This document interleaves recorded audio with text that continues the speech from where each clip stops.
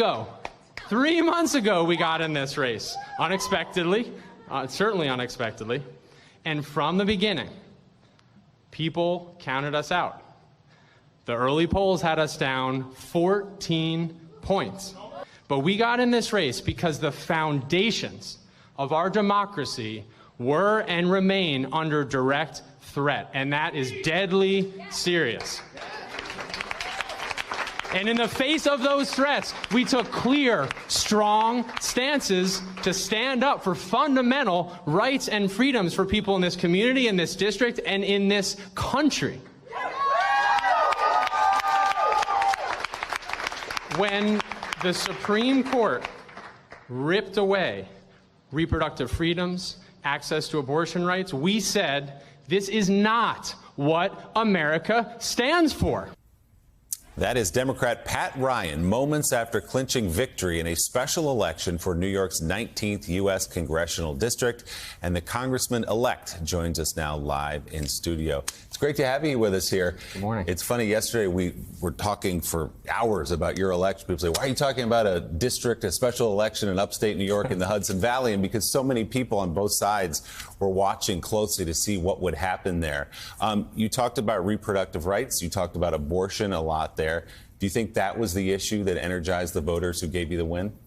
We talked about choice. We talked about freedom. We talked about unifying American values and the fact that they are under direct threat, as you heard there.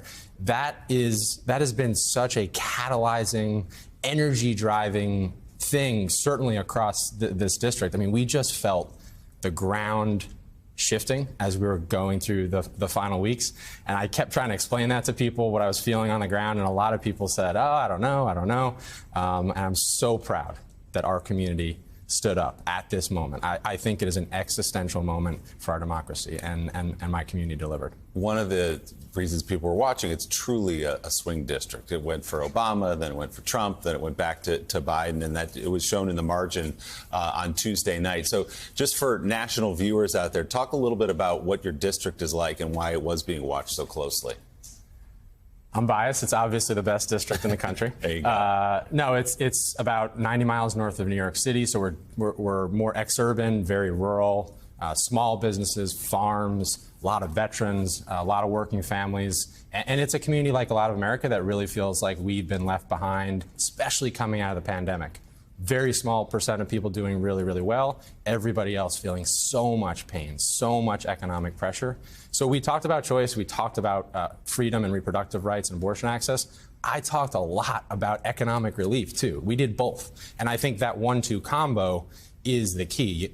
That is where most people are at. Our utility bills are out of control. My second ad talked about just hammering our utility company that's been ripping customers off. And I think one of the big takeaways is we have to both provide relief and fight for these freedoms. And people just want to see the fight in us right now. So, Pat, I think most people don't realize that you're going to be on the ballot again in November. Yeah. Yes. In relatively part of a new district that's been because of redistricting. Right. You're going to have to reintroduce yourselves to people who probably don't know who you are. So when you do that, the balance of issues that you talk about, how do you do that going forward in a relatively new area of your district? I think the issues and the challenges are very much the same across these two districts. There's about 50% overlap from the old district to the new district. And there's no shortcut for just doing the work, showing up, going to every single corner, talking to people, actually listening to people. What do you hear when you listen to people? What do you hear? I hear a lot of cynicism right now. I hear that folks just are losing. I think trust is really the operative word right now in our country. A lot of broken promises, people feeling like a whole lot of words, not a lot of actions. And the last few weeks, though, we have seen a significant change. We are actually seeing delivering. We are seeing people getting help. I mean, student loan relief, huge. The Inflation Reduction Act, bringing down prescription drug prices, huge. One of the most popular things in my district, finally making big corporations actually pay their fair share of taxes. That's something we need to do for decades. And that momentum, combined with us taking that clear stance on freedom, this universal American value, has been very, very potent combination. One of the things that struck me about your campaign is what you described here is that you were able to synthesize both the ideas that people are concerned about, threat to democracy, women's right to choose, but also deal with the local utility company and what people were feeling on the ground. Would you advise a lot of your colleagues in the Democratic Party that are running in the midterms that they need to deal with the ground as well as the cerebral, well-thought-out policy stuff, because people live on the ground? I mean, often Reverend Mike here talks about ivory tower people. No, that's me. But I think you really got it. But more than getting it, you proved it to be effective against the odds. Yeah, the only way you rebuild trust is show up at the ground level, actually deliver help. I mean, when we called for a rate freeze on our utility company, which has a monopoly on our customers, we finally felt like, I think our whole community felt like maybe we had some power, against this very, very powerful company that they've been held hostage by. I was knocking doors till the very last minute on Tuesday, and one of the most powerful conversations was mom in her 40s, 4 kids. She literally said she was afraid to cook for her kids because the gas prices were so high that she was instead going to a fast food store down the street. I mean, think about the ripple effects from a public policy perspective of what that means, but on a human level, just how heartbreaking that is. And so to get relief in people's hands is just, that's the only way to change it. Pat, did you hear voters talk much at all about Ukraine? To be honest, no. I think, I'm a West Point grad. I'm a former Army officer. I'm a foreign policy wonk personally, but did not have a lot of conversations about that. We've really kind of seen that on the ground anyway be overcome by threats to democracy, economic pain and pressure. So yeah. What were you doing before you ran for Congress, and why did you decide to run? So I had an awesome job, county executive, which is sort of like a mayor in upstate.